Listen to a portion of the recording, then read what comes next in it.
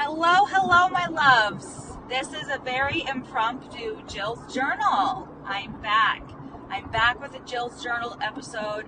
I am not certain what number this is, but we're just going to roll with it.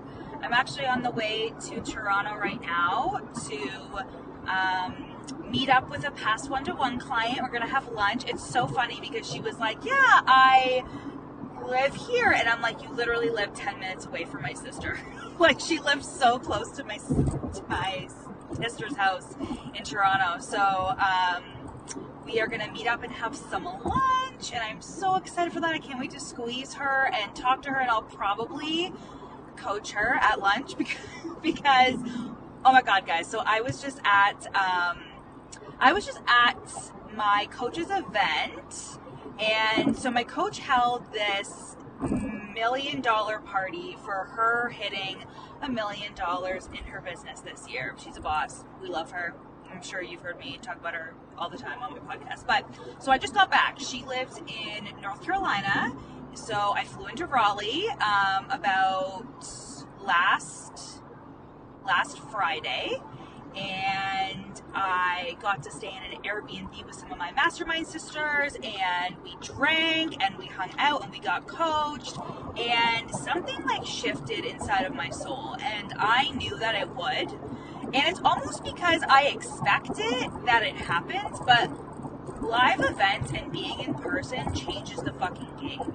Like, being in person with all of these humans that I get on Zoom calls with every single week, and we all know everybody's business, and we all know everybody's personal lives. Like, we know everything about each other. So being in person with them is just another level. And if you are a coach and you go to one of these events, or if your coach has an event or a retreat or something like that, you need to make it happen, because everybody just coaches each other. Like, there's no small talk, how are you, how is your flight, nothing. We go like right in, and we were all coaching the fuck out of each other all weekend. So many good conversations, so many things that we talked about, and it was just so good. Like, I'm like getting emotional thinking about it because it was just so good. And I saw my coach again. I haven't seen her since 2019 at another big coaches event, who's like kind of problematic now, but I won't name her. But anyways, it was so good. We had such a good time, and I unfortunately caught COVID from that trip. So I came home and I realized I had COVID, so I had to recover.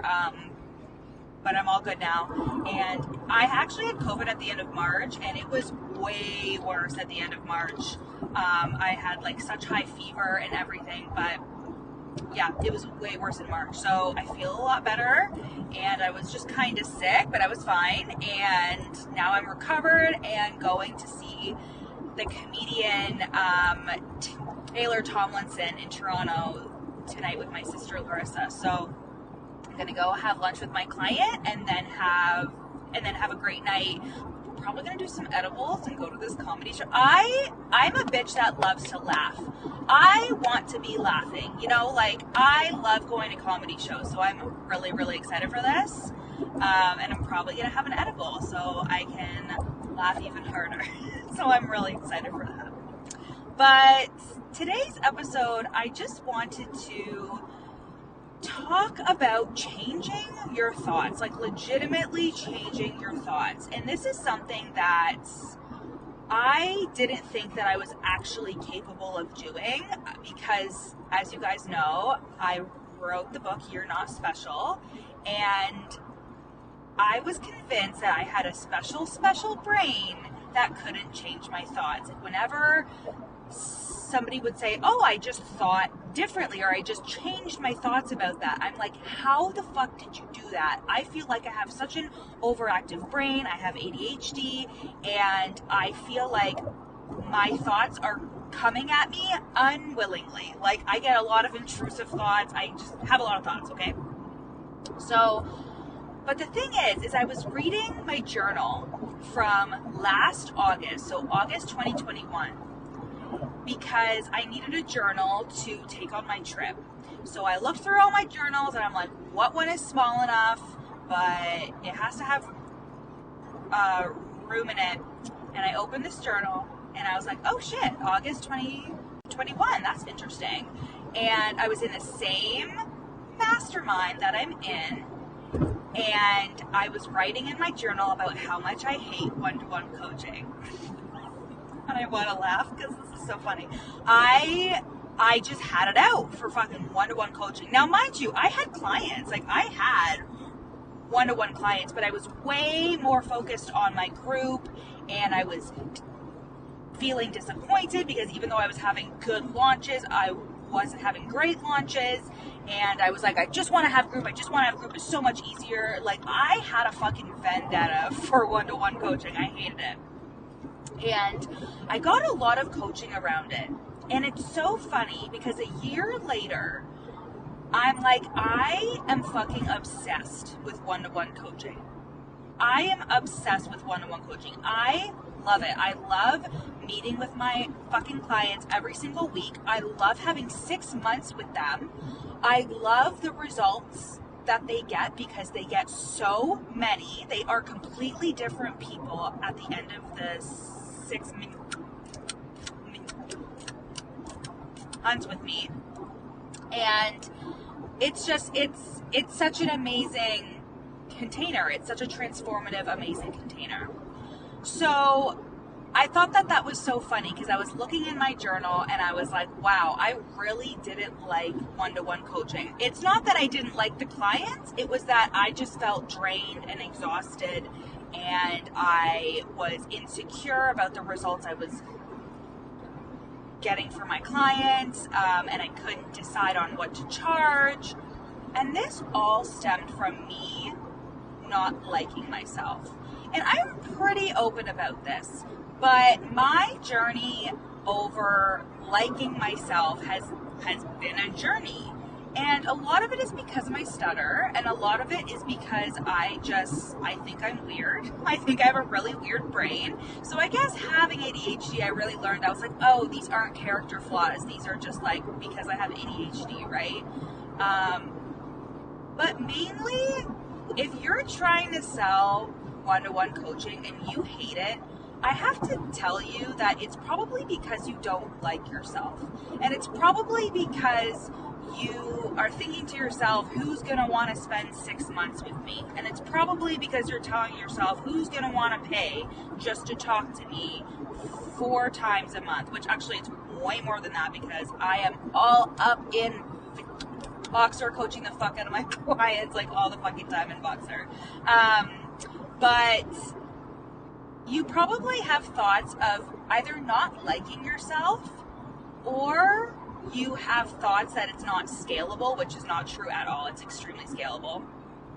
Or you have thoughts of, I can't get people results. And let me tell you, if you can't get people results in a one-to-one container where they get 100% access to you, you won't get them results in group. I just had to say it. I really had to say it because it's true. I was spitting out being like, okay, I'm really stressed out about some of these group clients. I'm trying to get them results, but like a group is for when you have a foolproof process. A group is for when you're sure, like, okay, I've taken these clients through this and I know that I can deliver it in a group container. In a group container, there's a lot of teaching. It's not just coaching, it's also teaching.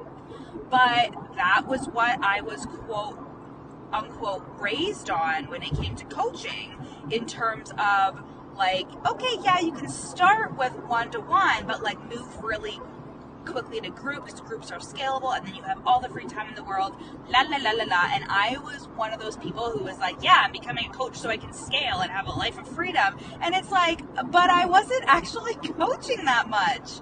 And then I was like, fuck, I need to become a better coach. I need to learn how to get these clients results. So when I was looking at my journal and I was looking at those thoughts that I had, I knew it was because I was thinking to myself, I don't think I can get them results. I'm not confident that I can. I'm afraid that they're going to spend 6 months with me or 4 months with me or whatever, and they're going to hate me at the end of it, or they're not going to get results or whatever it is. And mind you, my clients have always gotten results. Like, they've always gotten the intended result. I have glowing client testimonials, even from the very beginning when I was taking clients in like 2018 and 2019, right? And circling back to changing your thoughts, I realized that you get to choose your thoughts. And that sounds really stupid and really simple, but it's true. You get to choose what you think. And I think especially if you're an overthinker, if you're neurodivergent, I hear you there. But it's just the act of not making your thoughts mean anything. I get intrusive thoughts, right? I get all these things. I was on Instagram stories saying how, like, I was on a coaching call with somebody and I heard the laundry start to go because I had thrown in a load of laundry before I started the coaching call. And I had the thought, oh my God, what if I stuck Hugo in the washing machine? I genuinely thought that I put my 8-pound chihuahua into the washing machine. That was an intrusive thought. And I had to be like, whoa, okay, wait, you're on a coaching call. You need to listen to your client. And I zoned right back into the conversation. But I don't make those thoughts mean anything. And that means that I can choose that about everything. So in a roundabout way, what if you treated your thoughts as if they are wildly intrusive, ridiculous thoughts? What if you were like, oh my God, I'm not worthy? What the fuck? Where did that come from? You know? And I'm not saying it's good to have intrusive thoughts, but if you're somebody who has them like me, what if you treated your most even less harmful thoughts that you think are true? What if you just treated them like unhelpful, intrusive thoughts that have no business being in your mind, right? Because when I realized this, when I was like, oh my God, thoughts are truly optional, it blew my mind. I can choose to think that I'm not good enough. I can choose to think that nobody is gonna want to work with me. I can choose to think that my audience that's watching all of my Instagram stories, that nobody in there wants coaching. I can choose that. But then what happens when I choose that thought? What happens is I'm not, just some traffic here. I'm like, let me get in an accident as I'm fucking recording this podcast. Choosing my thoughts was something that was really, like, I just didn't think that it was possible. But when I realized that I could, the reason why I was like, oh my God, I can choose my thoughts, is some coaching that I received around the fact that I don't think my thoughts are harming me. And that is because for years I had hustled, I had put content out, I had shown up even when my thoughts were shitty, and I had gleaned results from that. Like, I had gotten results even with shitty, unworthy thoughts. I still was showing up consistently, creating content, and, you know, like, creating the money, creating the clients, but it just never felt satisfying. It just never felt good enough because my thoughts were, it's not good enough, right? So when I realized that my thoughts were harming me, I had to care. I had to care that my thoughts were harming me. I had to care that my thoughts mattered. Because in the beginning, hold on, I need some coffee. Because in the beginning, I didn't care. In the beginning, I was like, yep, they're thoughts and I have them and they're true. I'm going to hustle anyways and show up anyways and create content anyways. I'm going to think these thoughts. But I felt shitty. And I was always grasping for the next strategy and the next thing to make me feel better, the next dopamine hit. There was no incentive to change my thoughts. No incentive. And when I realized that the incentive was me feeling good, when I realized that the incentive was me creating more amazing results, when I realized that the incentive was to like change my life and change my business, and like I could work really hard and have good thoughts about myself, that's when everything changed. And that was within the like last year, guys. Like that was within the last year, realizing how I have excused myself from this work. I am so good at coaching my clients. I am so good at helping them change their thoughts and their feelings. And I just thought I didn't matter when it came to me. I was just like, yeah, I'll change my thoughts when things are perfect. I'll change my thoughts, but like I actually thought that I needed to harm myself. I thought that I didn't deserve to have good feeling thoughts, that I didn't deserve to feel good, that I didn't deserve to think highly of myself or to see myself in a high way, right? In a high way. But yeah, that's when it all changed. And that's when I was like, oh, thoughts are fucking truly optional. And even if I don't have the evidence, I can choose to believe them anyways. Because I know a lot of you guys are really fucking literal, and I am too, and I know that you really need to see the evidence, but I want you to just like, think of like a kid thinking about Santa Claus. Like, Santa Claus isn't real. I hope that nobody has a kid listening to this podcast right now. I'm so sorry. But he's not real, right? And when you were a kid, you believed he was real. You believed in the magic, right? And then your parents or whoever raised you probably put cookies out and put gifts under the tree that said from Santa. Oh my God, I'll never forget when I found out that he wasn't real. Oh my God, it was devastated, because I was a Snoop when I was a kid. I was the snoopiest kid, which makes sense because I'm super snoopy now as well. I just need to know everything. I really do. And I crept out to the living room in the middle of the night, and I saw Santa written on the presents, and I knew it was my mom because I had seen her come up the stairs. I heard her come up the stairs, and I was, oh my God, I'm so upset. Anyways, but there was a time there where I did believe that Santa was real. So when I saw the gifts under the tree from Santa, when I saw the cookies and the note that suspiciously looked like my dad's handwriting, when I saw that, I was like, wow, Santa's real. And I lived in the miracle. I lived in the magic of Santa being real. And what if you just believed that until you saw the results? And even so, if you have imposter syndrome, if you're struggling with imposter syndrome, guys, you probably do have evidence. And why are you arguing and negotiating with the evidence? You know, like that is something I talk to my clients about all the time, is like, why are you fucking negotiating with the evidence that you have? Why are you saying, well, it's because of this or it's because of that or blah, blah, blah? What's the cold, hard evidence that you could present to a judge when it came to how good enough you are, or the results you get your clients, or the results that you've gotten in the past, right? What's the evidence? And even if you don't have any, even if you're starting from fucking scratch, you are starting fresh from scratch, you're starting brand new, you don't have any clients, you don't have any results, which honestly, education, experience, expertise, all that shit counts, okay? But like, even if you're starting from scratch, like, what's stopping you from just believing anyways? And just believing in the miracle and in the magic of like being a little bit delusional in terms of like, I can get results. I can get results for myself, for my clients. I can do this, right?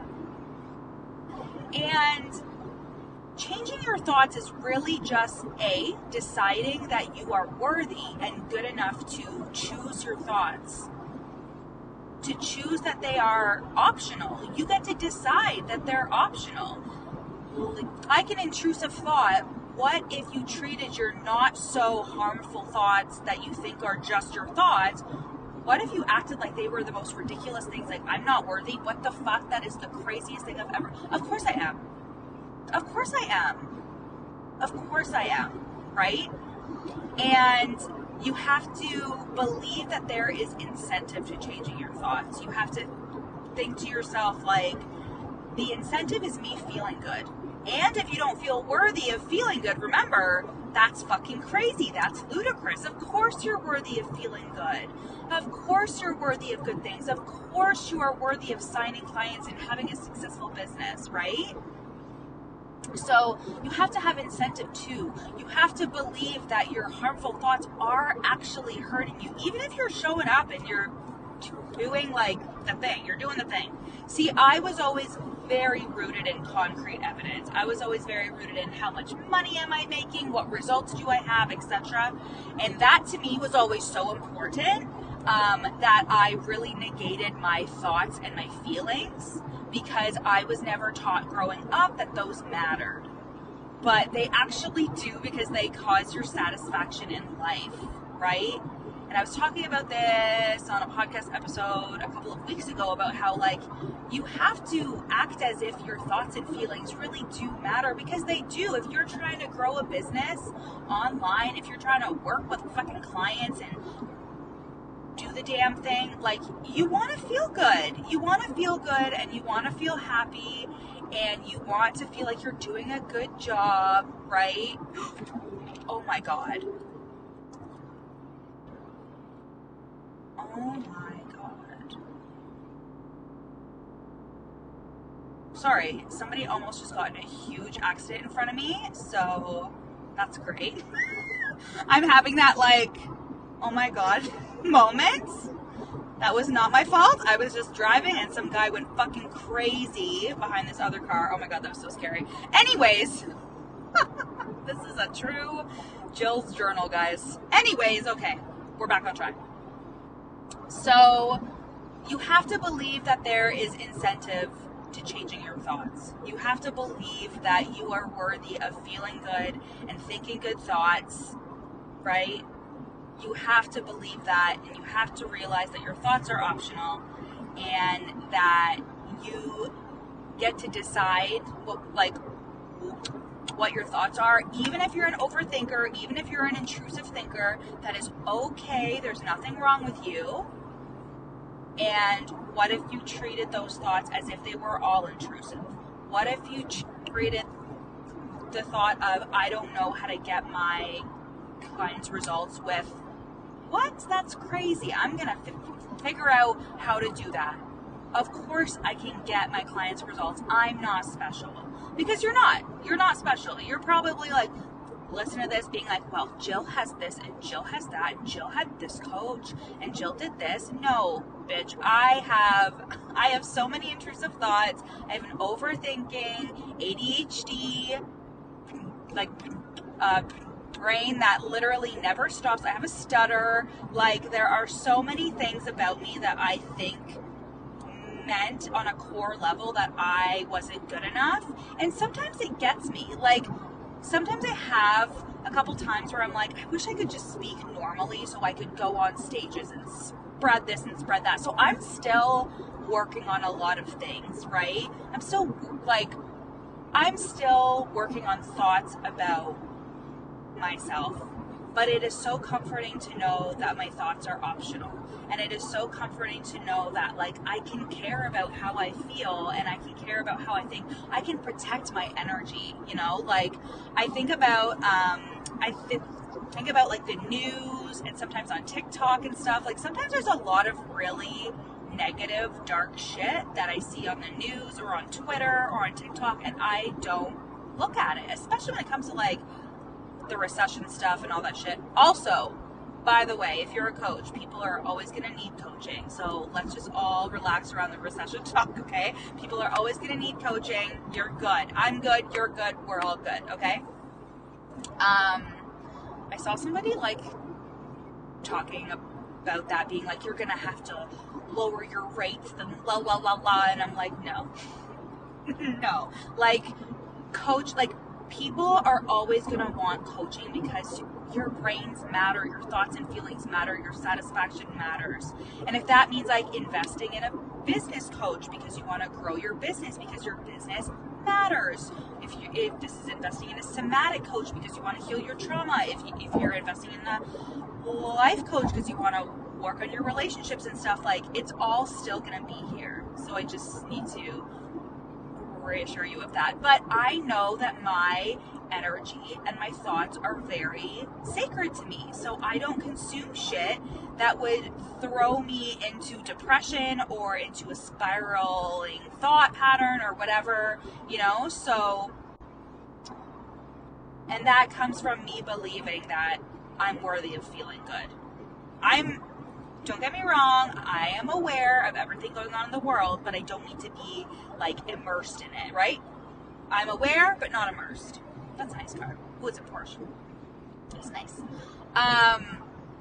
So yeah, that is my Jill's journal. Had a great time at the event. I feel like a new bitch because I got coached literally the entire weekend. And I have so far had a $33,000 quarter, which is amazing in terms of new sales. And we're only going up, and I want you to be a part of this ride in one-to-one coaching. So while you're listening to this, it is real time. So it's October, the end of October, and I only have a couple spots left until I am booked out. And my current rate is $8,000 USD, pay in full. I also have 2 different types of payment plans for y'all. And I love you, and I want you to be my client. I want you to overcome imposter syndrome. I want you to change your brain and build self-worth, because self-worth is a sales skill. I have this business today. I have almost a $400,000 business because I change my thoughts, because I work on my emotions, I heal my trauma, I do my shit, and I am growing a really sustainable, beautiful business that gets my clients results, because you have to be a coach that gets your clients results. And if you don't believe that you can, it's going to be so hard to show up and sell, and you're going to feel unethical, because all you guys listening here are good-hearted, amazing humans that want to help the world. And a part of your imposter syndrome is probably like, oh my God, people are going to see right through me. They're going to think that I can't help them, or what happens if they get into the container and I actually can't help them. I have been through it all, and I'm here to say that you have a gift to share. You have something special. You're not special, but you have something special